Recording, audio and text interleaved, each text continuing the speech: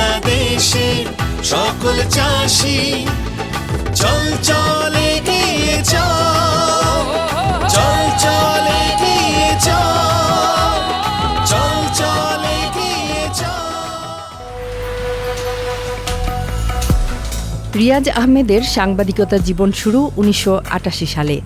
ক্যারিয়ারের শুরুটা ছিল রাজনৈতিক রিপোর্টিং, কিন্তু সময়ের সঙ্গে বাংলাদেশের কৃষি অর্থনীতির ভেতরে লুকিয়ে থাকা বৈচিত্র্যময় গল্পগুলোর প্রতি আগ্রহ তাকে পরিণত করে দেশের অন্যতম নির্ভরযোগ্য কৃষি সাংবাদিকে।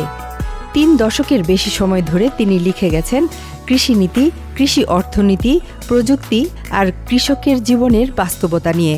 আমি বিশ্ববিদ্যালয়ের ছাত্র হিসেবেই নিউজপেপার অফিসে কাজে ঢুকি।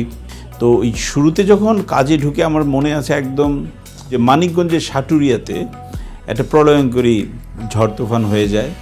মানে দেখা যায় যে ভিলেজের পর ভিলেজ মানে কিন্তু সর্বশান্ত একটা অবস্থা। তো ওটা আমি দেখতে গেছিলাম। অনেক ক্রপের ক্ষতি হতো, গবাদি পশুর ক্ষতি হতো প্রত্যেকটা ঘটনায়।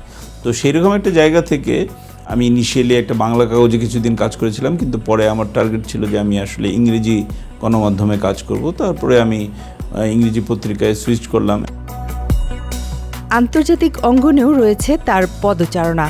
যুক্তরাষ্ট্র, Canada, Philippines, Bharat, Thailand, Rwanda, Russia সহ বিভিন্ন দেশের সম্মেলন ও ওয়ার্কশপে অংশ নিয়ে তিনি গড়ে তুলেছেন বৈশ্বিক দৃষ্টিভঙ্গি, যা তার লেখালেখিকে করেছে বহুমাত্রিক।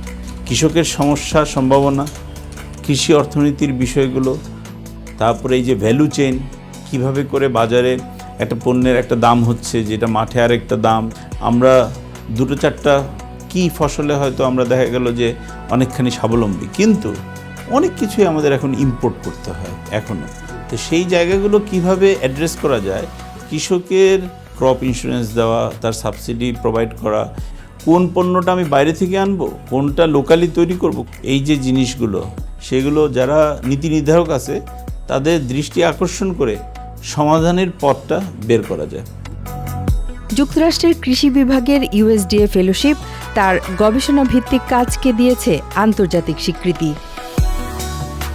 ঢাকা বিশ্ববিদ্যালয়ের গণযোগাযোগ ও সাংবাদিকতা বিভাগ থেকে স্নাতক ও স্নাতকোত্তর রিয়াজ আহমেদ নতুন প্রজন্মকে শিক্ষা দিয়ে যাচ্ছেন দেশের বিভিন্ন বিশ্ববিদ্যালয়ে খণ্ডকালীন শিক্ষক হিসেবে।